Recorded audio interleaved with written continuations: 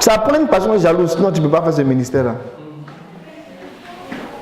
Sinon tu as dit, ah c'est très bien tout ça, c'est vraiment intéressant, c'est bien. Et puis ça s'est arrêté là. Mais si tu as une passion jalouse, tu ne peux pas écouter et puis tu vas rester là comme ça. Tu vas pleurer. Tu vas dire, Seigneur, équipe-moi comme Finé. Envoie-moi, Seigneur. Amen. Babylone, Paul dit, il faut qu'on leur ferme la bouche. Quand on dit ça, c'est parce qu'on cherche palabre. C'est parce que Jézabel est en train d'enseigner les serviteurs comment se prostitue. Donc ça veut dire que le peuple à coup sûr va se prostituer. Ce que Salomon a fait en face de Jérusalem, c'était terrible. Il a méprisé même la gloire de Dieu. Dieu était tellement touché, tellement fâché. Il a dit, il n'y a plus de royauté même en Israël, c'est fini même. On vient de commencer 3 générations de rois. Saül, David, Salomon. On n'a même pas encore bien goûté ce qu'on appelle règne. Et regardez ce que Salomon a fait. Et depuis cet instant-là, la Bible dit, laissez-moi terminer le texte avant d'aller peut-être plus loin dans ma pensée. Verset 8. On dit, il agissait ainsi pour toutes ces femmes étrangères qui offraient de l'encens et des sacrifices à leur Dieu. Il en avait 1000. Et il a construit des hôtels pour chacune d'elles.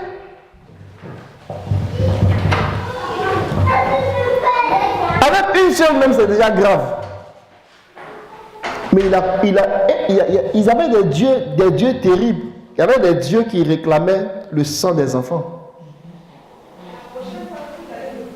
Est-ce que vous me comprenez? Il y a des dieux qui voulaient qu'on tue des enfants. Donc ça veut dire quoi? Pour les adorer, pour les honorer là. Tu prends ton enfant vivant et puis tu le jettes dans le feu pour que ce Dieu là, il soit content. Israël est arrivé à faire ça. Il y a des rois qui ont donné leurs enfants pour ça. Pas une petite affaire. Salomon a cédé à ces dieux-là.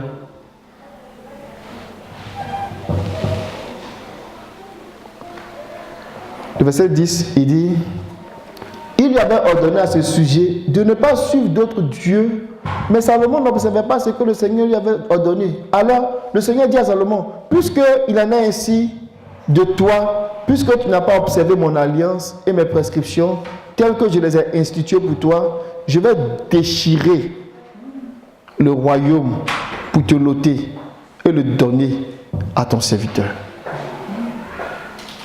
Seulement, je ne ferai pas cela pendant ta vie à cause de David.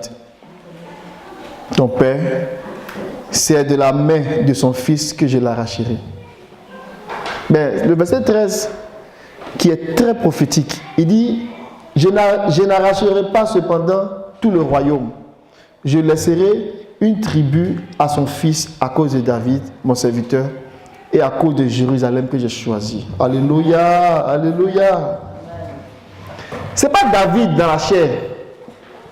Même si, à un premier niveau, on peut voir David dans la chair. Ce n'est pas Jérusalem dans la chair. Qui veut dire que ce n'est pas Jérusalem qui est en captivité terrestre. Même si à un premier niveau, on peut le voir. Il parlait de Jésus, il parlait de l'Église. Il dit, ce que Salomon a fait là, normalement, là, il devait arrêter son projet là. Mais à cause de Christ et à cause de l'amour qu'il a pour l'Église, il va s'arranger pour que on puisse garder une partie du royaume jusqu'à ce que le Seigneur vienne. Et si vous lisez l'histoire des rois, par la suite, ça s'est résumé en des rois ils arrivent, ils montent au-dessus du trône, comment ils vont adorer le faux Dieu. Et puis, comment on les corrige, comment ils font des efforts pour revenir. Et c'est comme ça qu'ils ont géré jusqu'à la dernière situation qui est arrivée avec le dernier roi. Ils sont allés en captivité à Babylone et il n'y a plus de royauté en Israël jusqu'à aujourd'hui. C'est ce que Salomon a fait là. il a laissé s'introduire des dieux étrangers, au point même que les rois même qui sont venus, qui avaient la bonne volonté, et qui voulaient enlever le mal dans Israël, n'ont pas pu. Quand ils enlèvent, quelques années après, on revient là-dedans. Et ils ont lutté comme ça. Les rois se sont échangés. Jusqu'à ce que le Seigneur dit, bon, cette affaire-là, c'est bon maintenant, oublions même. Laissons ça comme ça. Israël allait en captivité. Il n'y a plus de royaume, non plus de roi. Ce n'était pas le plan de Dieu. Il fallait qu'Israël, qui est le premier-né, puisse toujours régner et régner sur les nations. C'était ça le plan de Dieu pour Israël. Mais il n'y a plus de roi en Israël. Donc, quand le Seigneur dit de rester fidèle aujourd'hui à sa parole, on ne mesure pas peut-être la portée. Mais quand on regarde les choses dans la chair, et puis on dit pour Salomon, on est sensible. On dit, hey, il a fait ça. Mais ce que Salomon a fait là, ce n'est rien devant ce que les gens font aujourd'hui en termes de conséquences pour l'Église. Est-ce que vous me comprenez? Mais comme on n'a pas encore, on ne voit pas, et qu'on est dans la chair, on est dans le sens, c'est le sens là qui vient nous chercher. Mais ceux qui sont dans l'esprit, l'esprit des prophètes, ils sont tellement sensibles à ça, quand on nous dit sortez de Babylone, ils ne voient pas église avec nom, église sans nom. Non, ils voient plus que ça. Vous me comprenez? Ce n'est pas une affaire de mon église, il n'y a pas de nom. Hein. Ça n'a rien à voir avec ça. Ça n'a rien à voir avec ça. C'est une affaire d'être fidèle à la parole. Pourquoi? Parce que la parole que nous entendons là, c'est elle qui doit nous construire. Mais elle nous construit par le où? Elle est en train de nous construire pour être l'image de Dieu. Amen. Amen. Donc nous assurer un héritage. Donc ce n'est pas un plaisantin qui va venir donner cette parole-là. Il faut qu'elle vienne dans toute sa pureté, dans toute sa puissance, dans toute sa force, pour que ce travail-là soit possible en nous. On en parlait hier.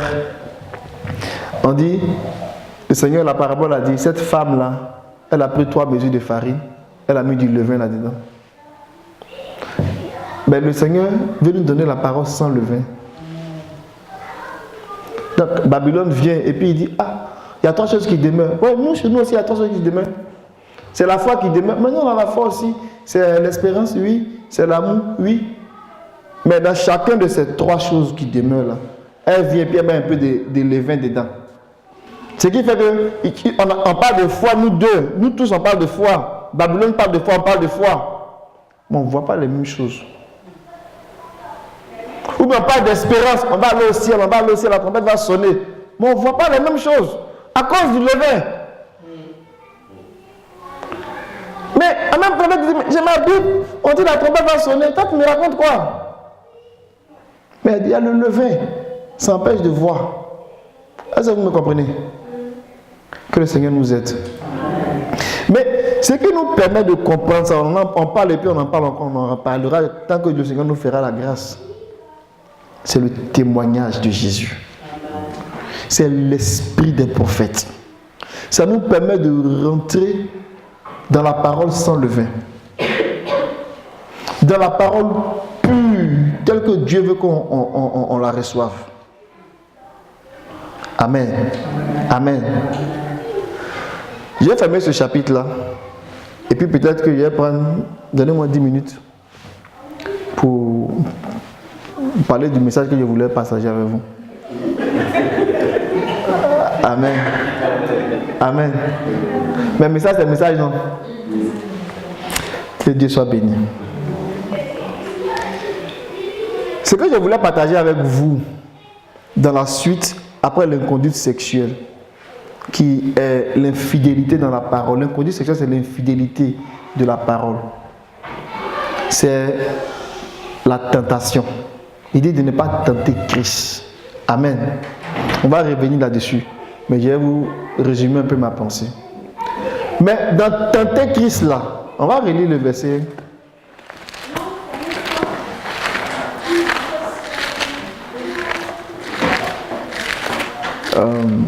1 Corinthiens 10,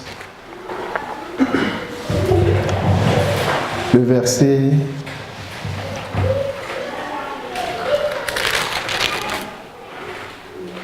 9.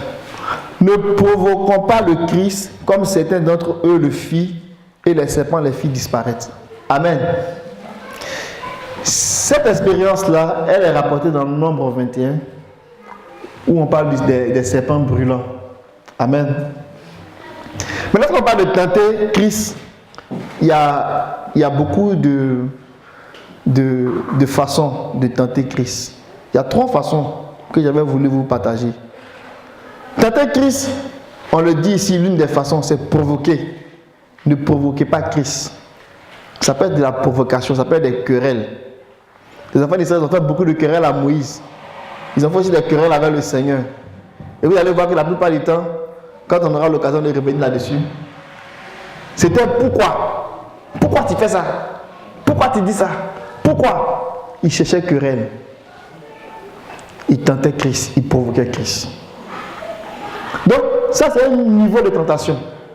Un autre niveau de tentation, c'est la contestation. Mais pourquoi toi tu veux être chef sur nous? Mais Moïse ne s'est pas levé comme ça. Dieu a préparé Moïse pendant 40 ans dans le désert. Quand Moïse était prêt, Dieu s'est révélé à Moïse. Moïse a demandé des signes. Il dit, Aaron va t'accompagner. Donc ils vont pour parler aux anciens d'Israël pour les faire sortir. Et ils arrivent dans le désert. Il y a des gens qui se lèvent et qui disent, mais pourquoi tu dis que c'est toi Dieu a choisi? Ah mon ami, c'est pas dans le désert que le Seigneur a commencé son travail. Le Seigneur commence son travail bien avant. Et ils vont dire à Moïse, qui t'a établi? Ils vont faire, ils vont contester, ils vont résister. Que Dieu nous garde. Qu'il donne l'esprit pour discerner. L'autre forme de tentation aussi, c'est le mépris. C'est-à-dire que tu sais ce que Dieu veut, mais tu t'en fous. Ça, c'est dangereux. C'est vraiment dangereux.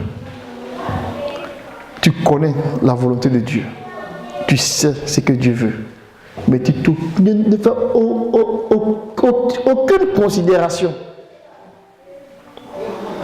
C'est-à-dire que ce qui a de la valeur là, tu sais que ça a de la valeur, mais tu t'en fous. On va lire un point là, pour peut-être préciser cet aspect là. Dans Nombre.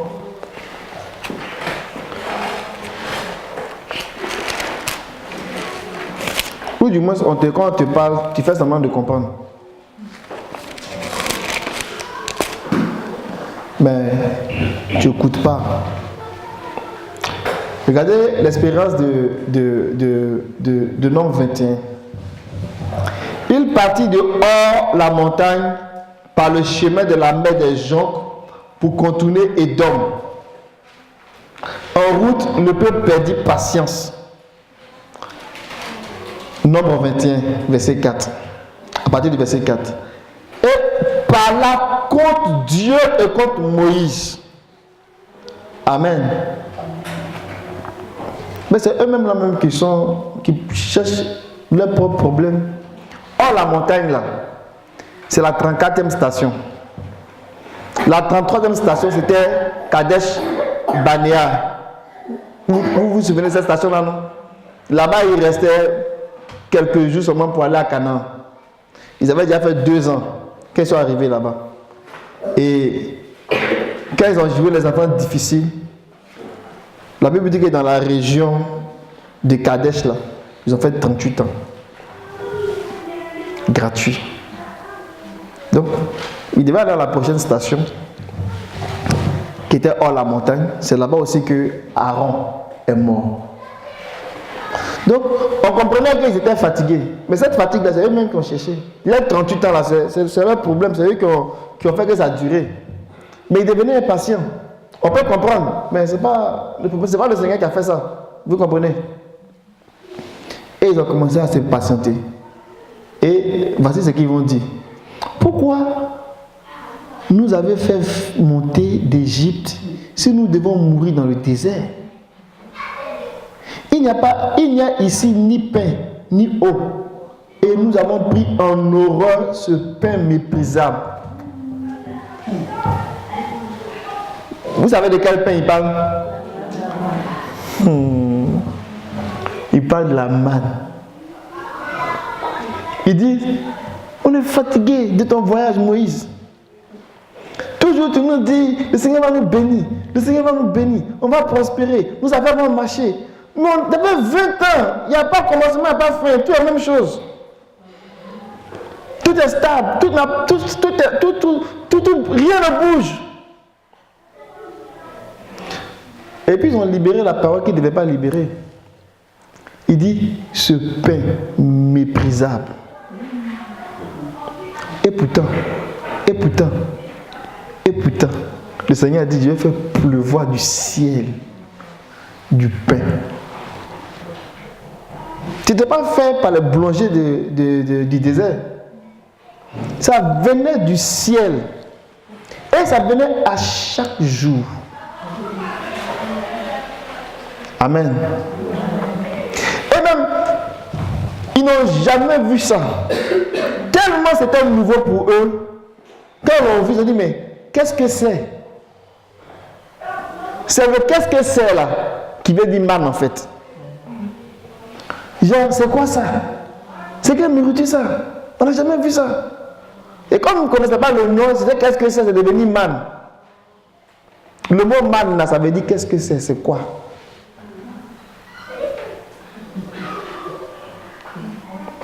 Mais quand on commence à décrire toute la splendeur de la manne, c'est beau. On va lire un petit verset, puis je vais peut-être donner 2-3 versets, puis je vais m'arrêter pour conclure. Peut-être nombre 11.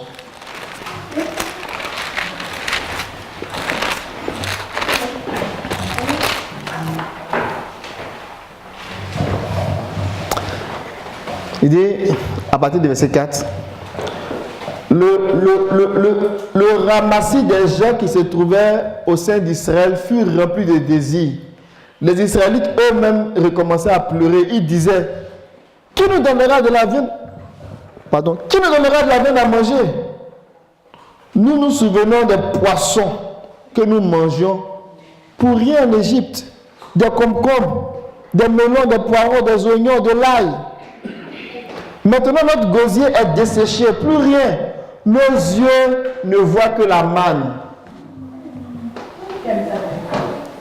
Donc, cet esprit de mépris là, c'est ça qui est traduit ici. Il dit, nos yeux ne voient que la manne. Toujours ça fait des paroles prophétiques. Toujours ça fait des paroles prophétiques. Nos yeux ne voient que la manne. Oh, si on pouvait comprendre ce qui est dans la parole. Amen. Il y a une puissance dans la parole. Il y a vraiment une puissance dans la parole. J'en parlais ce matin avec la sœur Sylvie. Et on parlait de la foi à la suite du témoignage de Jean-Philippe.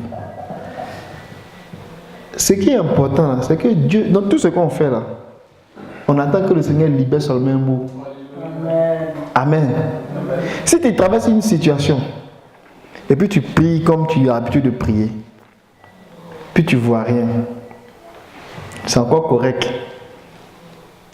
Mais si le Seigneur libère une parole à ton sujet, ça veut dire que tu as touché sa grâce. Et ce qu'il a libéré là, il va le faire. Amen. Donc la question, c'est Seigneur, donne-moi ma manne. Quelle que soit la situation que tu traverses, si le Seigneur te donne la manne, la parole qu'il te faut, comme l'exécuteur de sa parole est puissant, tout va concourir à ton bien. Amen. Tout va concourir à ton bien. Même tes ennemis, ils vont dire, ah, le roi a parlé, ils vont se soumettre. Alléluia. C'est pour cela que quand tu n'entends rien, il faut commencer à prier. Il faut commencer à te retirer. Il faut commencer à chercher le Seigneur. Et dans ce que tu cherches là, tu cherches une parole. Juste une parole. Pas beaucoup, une parole. Juste une parole. Ça va faire la différence. C'est pour le mariage, cherche une parole. C'est pour la guérison, cherche une parole. C'est pour le travail, cherche une parole de la bouche du maître. Une seule parole, ça suffit. Amen. Amen. Amen. L'esprit me pousse à aller un peu, à continuer un peu avec vous ce matin. Une seule parole, ça suffit. Regardez ce qu'il dit. Verset 7. Il dit, oh la manne, oh la manne. Le or, la manne, ça veut dire, le verset 6 dit, on ne voit que la manne. Mais or, la manne,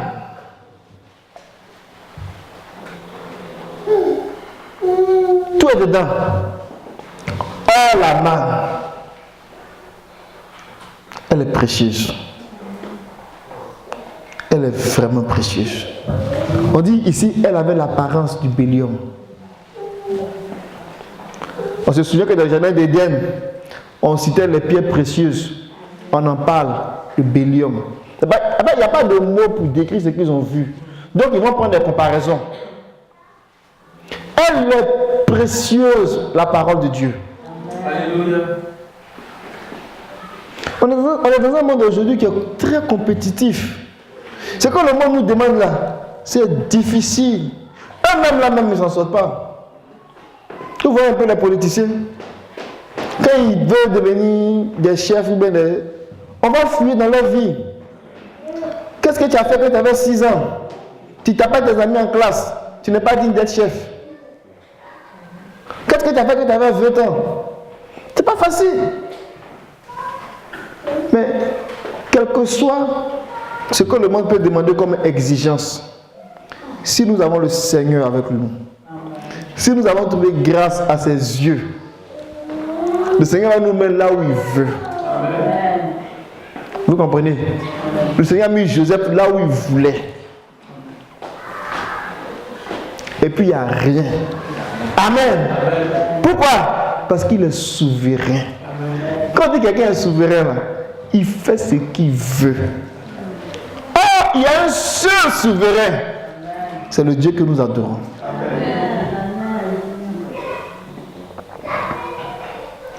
Oh la manne, oh la manne. Regardez dans Jean 6.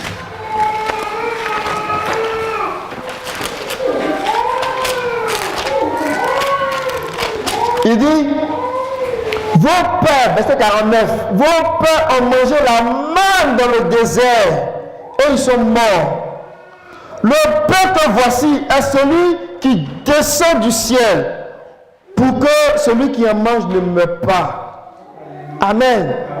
On est en train de parler de la manne et puis on voit la grandeur, on voit l'importance de la manne.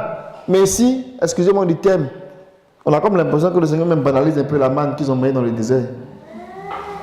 Ils disent qu'on mangeait un pain qui venait du ciel. Il dit oui, mais c'est rien. Verset 51.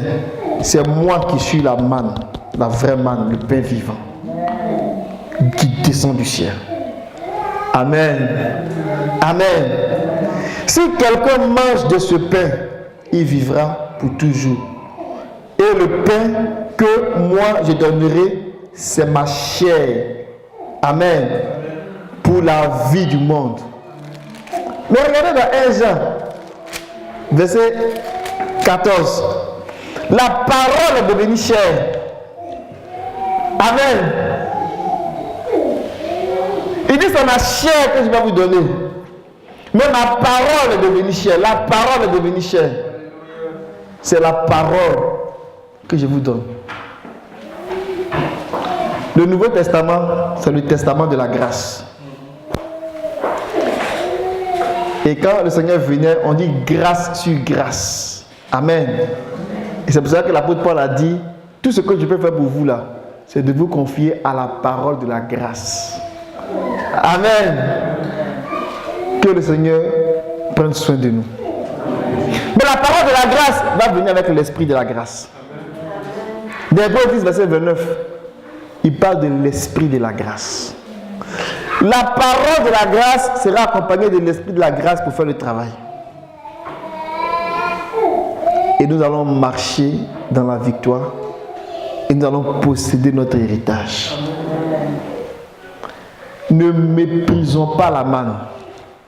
Ne méprisons pas la parole. Quelque part, le psalmiste disait dans Psaume 19, il dit, ta parole est précieuse. Et ce qu'il est en train de citer dans ce psaume-là, c'est tous les aspects que décrit les Écritures au sujet de la manne. Est-ce que vous me suivez? C'est-à-dire que quand il voit la manne physiquement là, et puis il devait la décrire là, ça a le goût de miel, ça a le goût de l'huile, ça a le goût de ceci, ça a le goût de cela. Somme il reprend, et puis il dit, c'est ta parole là, qui a ces goûts-là. Parce que la manne qui descendait du ciel, c'était en effet la parole de Dieu. C'est pour cela que le Seigneur a dit dans Deutéronome, chapitre 8, il dit, je les ai fait conduire dans le désert, pour leur donner, je les ai fait souffrir de la faim, pour leur faire connaître ce que c'est que la manne. Donc c'est exprès qu'ils n'ont pas mangé la viande.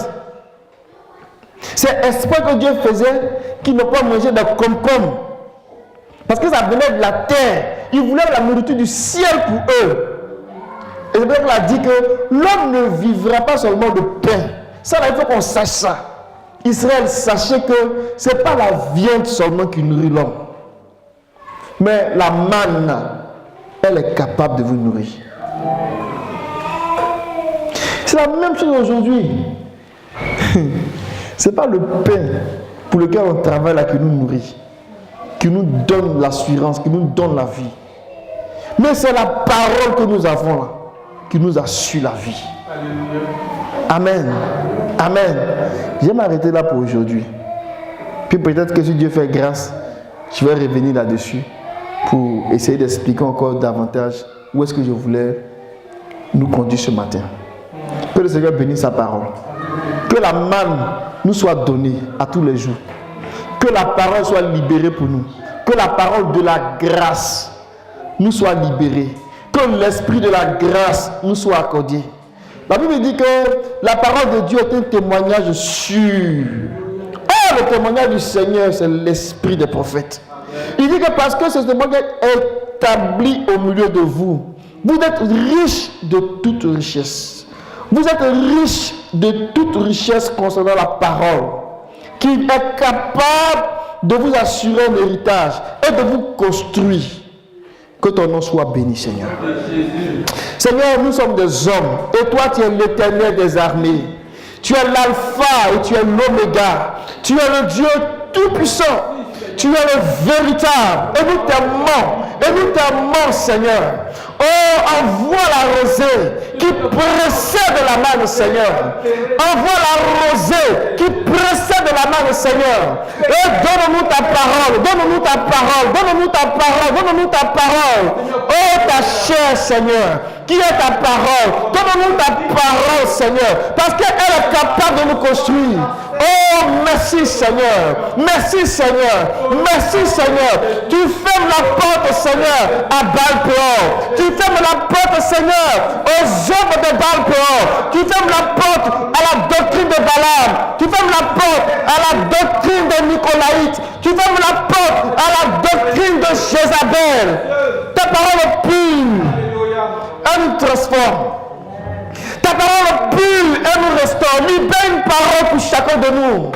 Libère une parole pour chacun de nous. Libère une parole pour chacun de nous. Si quelqu'un avait une situation, Seigneur, une situation inextricable, une situation difficile, une situation qui est traînée depuis longtemps, Seigneur, libère une parole. Libère une parole, Seigneur. Libère une parole. Parce que tu es la vraie manne. Tu es la vraie manne. Libère une parole. Ta parole est puissante, Seigneur. Et que ta parole, que la parole de la grâce, soit accompagnée de l'esprit de la grâce, de l'esprit de la vérité, de l'esprit des prophètes, afin que notre vie soit claire au nom de Jésus. Que ta parole, que le goût du miel éclaircit notre vie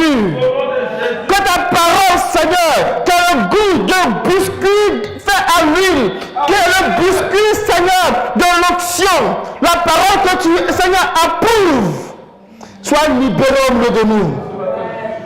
Que ta parole qui est blanche, qui est pure, qui est parfaite, nous construise nos maisons, nos foyers, nos vies, au nom de Jésus. Ta parole construit nos carrières. Ta parole, Seigneur, nous éloigne des serpents brûlants. Ta parole nous fait écraser la tête de Léviathan. Ta parole nous fait écraser la tête du dragon, de l'aspic, du serpent, de la vipère, au nom de Jésus. Nous la recevons ta parole. Nous la recevons ta parole. Nous la recevons ta parole. Le témoignage de ce que tu es. Le témoignage de ce que tu es. Le témoignage de ce que tu es. Le témoignage de ce que tu es. Le témoignage de ce que tu es. Le témoignage de ce que tu es. Que le voile s'ouvre. Et que nous puissions voir l'âge du témoignage. Que le voile s'ouvre. Et que nous puissions voir l'âge du témoignage. Parce que nous voulons te voir face à face. Je bénis ton nom, Seigneur. Que la gloire te revienne. Au nom de Jésus. Amen.